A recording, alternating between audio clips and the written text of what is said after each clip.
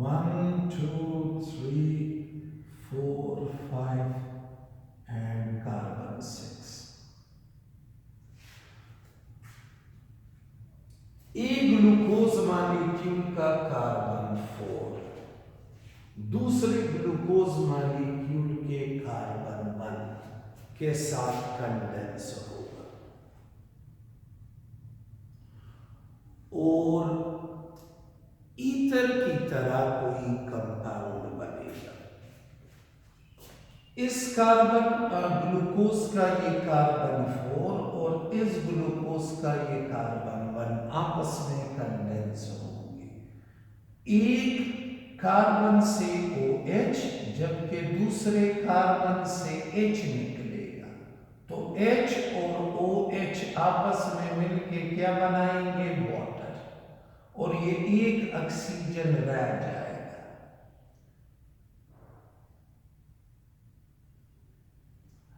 ये जो बाण बना, इस बाण को कहते हैं 1,4 ग्लाइकोसिडिक लिंकेज।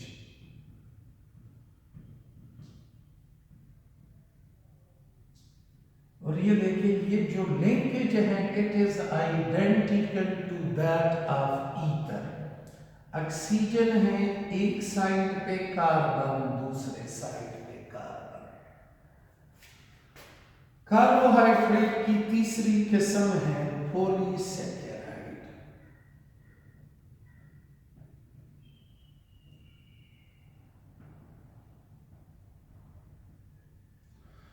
पॉलीसैकेराइड उन कार्बोहाइड्रेट्स को कहते हैं जिनके हाइड्रोलिसिस से ढेर सारे मोनोसैकेराइड बने। Carbohydrates which gives many monosaccharide upon acid hydrolysis. Example है starch, cellulose, glycogen।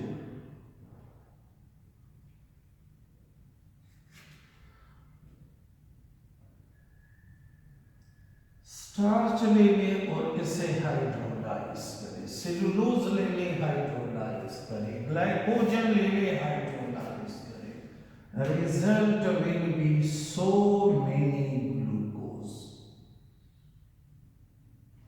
जब ढेर सारे मोनोसैकेराइड एक कार्बोहाइड्रेट से बने तो ऐसे पर्टिकुलर कार्बोहाइड्रेट को पॉलीसैकेराइड कहते हैं। ओलिगोसैकेराइड में और पॉलीसैकेराइड दोनों हाइड्रोलाइज होते हैं, ये इनमें सिमिलरिटी है। फर्क क्या है इनमें? दे हैव स्वीट टेस्ट जबकि इनका टेस्ट नहीं होता। This is difference between oligosaccharide and polysaccharide.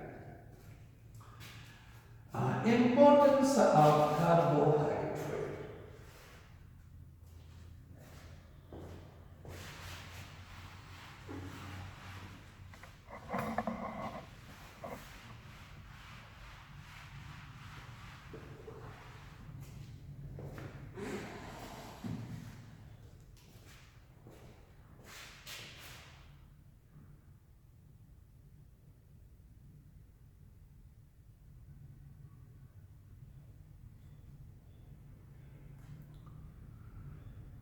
अहमियत, कार्बोहाइड्रेट को फ्यूल ऑफ लाइफ कहते हैं।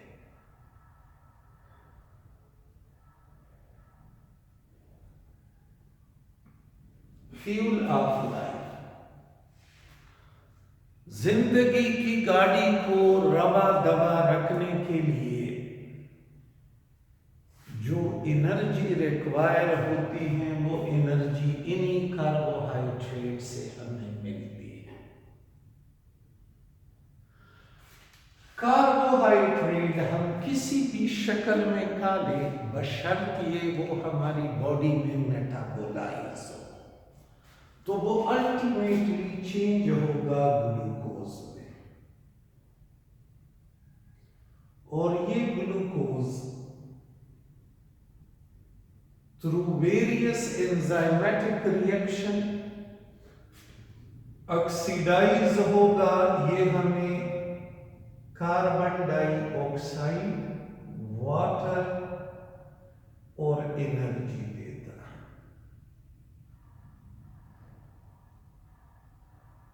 ये एनर्जी हमारी बॉडी के मुख्तलिफ हिस्सों में स्टोर हो जाती है in the form of molecules called ATP, adenosine triphosphate. हमें जब भी एनर्जी की जरूरत हो तो ये एटीपी टूट जाते हैं और हमें एनर्जी मिलती है। ये कार्बोहाइड्रेट का प्राइम फंक्शन है, मेन फंक्शन है कार्बोहाइड्रेट का, बॉडी के मुख्तलिफ हिस्सों को एनर्जी सप्लाई करवाना। ये मेन फंक्शन है। इस मेन फंक्शन के अलावा भी कार्बोहाइड्रेट्स हमारी बॉडी में ढेर सारे और काम करते हैं। इनके और भी ढेर सारे फंक्शंस हैं। कौन कौन से हैं तो उनको याद करने का तरीका ये है कि आप कार्बोहाइड्रेट्स को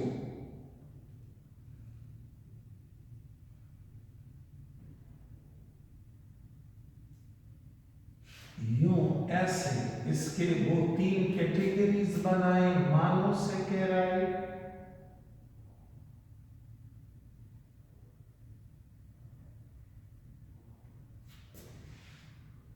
ओलिगोसैकेराइड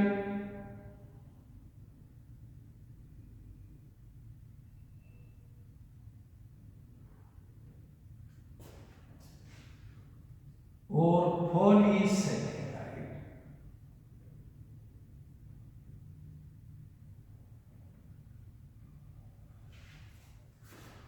मोनोसैकेराइड में आप कर लें ग्लूकोज और फ्रुक्टोज।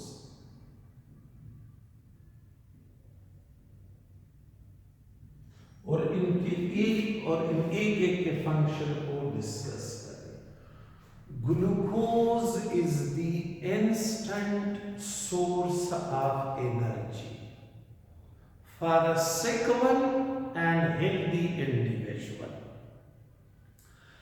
इंसान अगर बीमार हो या तंदुरुस्त, दोनों के लिए जो कंपाउंड सबसे पहले एनर्जी देता है वो है ग्लूकोज। सो हमारी बॉडी को जो कंपाउंड सबसे फ्रीक्वेंट एनर्जी देगा upon oxidation, it will be glucose. This is the instant source of energy। फिर फ्रुक्टोज जो है ये मुख्तलिफ मकासद के लिए यूज होता है। It is use as a sweetening agent.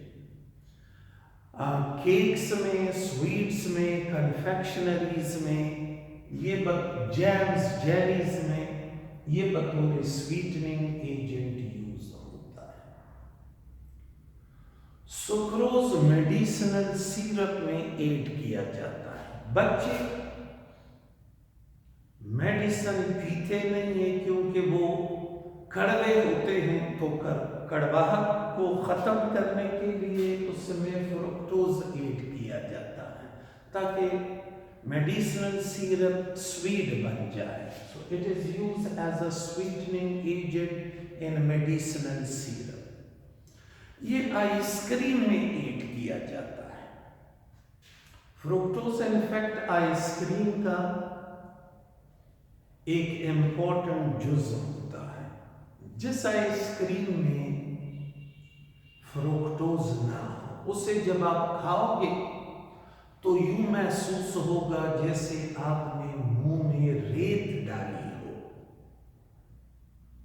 So it is aided to ice cream to remove sandiness। Ice cream का जो रेतीलापन है, रेत जैसी फीलिंग, वो खत्म करने के लिए आइसक्रीम में फ्रुक्टोज ऐड किया जाता है। ओलिगोसैकेराइड को भी आप यूं दो हिस्सों में डिवाइड करें, डाइसैकेराइड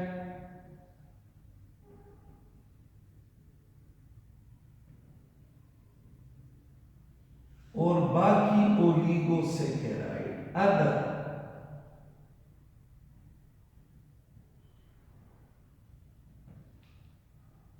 डाइसैकेराइड में सुक्रोज यानी टेबल शुगर, ये भी बतौर स्वीटनिंग एजेंट यूज होता है स्वीट्स में, केक्स में, कन्फेक्शनरीज में, आइसक्रीम में। ये सुक्रोज आम जुबान में इसे टेबल शुगर कहते हैं। Also called white or sweet poison. Yes, बाज़ लोगों के लिए ये बिल्कुल जहर है। सुक्रोज एसिटिक एसिड या एसिटिक एनहाइड्राइड के साथ ट्रीट किया जाता है और इससे बनाया जाता है सुक्रोज ऑक्टा एसीटेट। ये सुक्रोज ऑक्टा एसीटेट अगर इथानॉल में मिलाया जाए तो इथानॉल डीनेचर हो जाएगा। इथानॉल मीन्स वाइन, शराब। तो वाइन को डीनेचर करने के लिए सुक्रोज ऑक्टा एसीटेट इथानॉल में मिक्स किया जाता है। और ओलिगोसैकेराइड हमारे बॉडी में ढेर सारे फंक्शन परफॉर्म करते हैं। फॉर एग्जाम्पल कौन कौन से? ओलिगोसैकेराइड प्रोटीन के साथ मिलकर कॉम्प्लेक्स बना लेते हैं और ये कॉम्प्लेक्स एंटीबॉडीज हैं।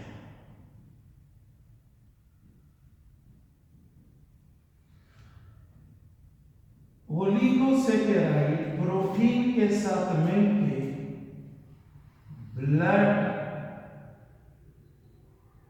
क्लॉटिंग फैक्टर बनाता है।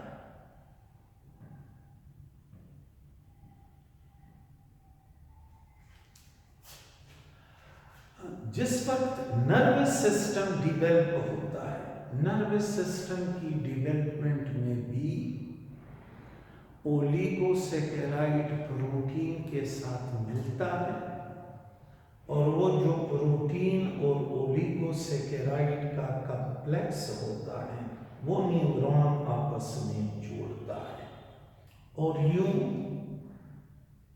नर्वस सिस्टम डिवेलप हो जाता है। पॉलीसैकेराइड में स्टार्च, ये रोटी है,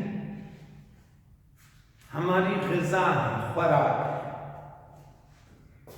सेलुलोज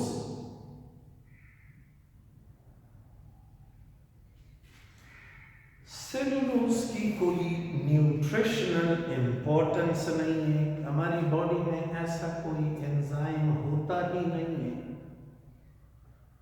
जो सेलुलोज को हाइड्रोलाइज या मेटाबोलाइज कर सके। लेकिन जिस ग़िज़ा में सेलुलोज की कसरत हो, ज़्यादा क्वांटिटी मौजूद हो, वो ग़िज़ा प्रेफर की जाती है। ऐसे ग़िज़ा को फाइब्रस फूड और फाइब्रस डाइट कहते हैं।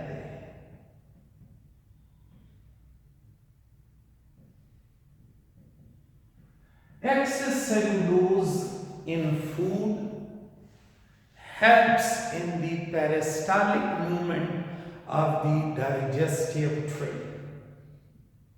Cellulose is also involved in the manufacturing of paper.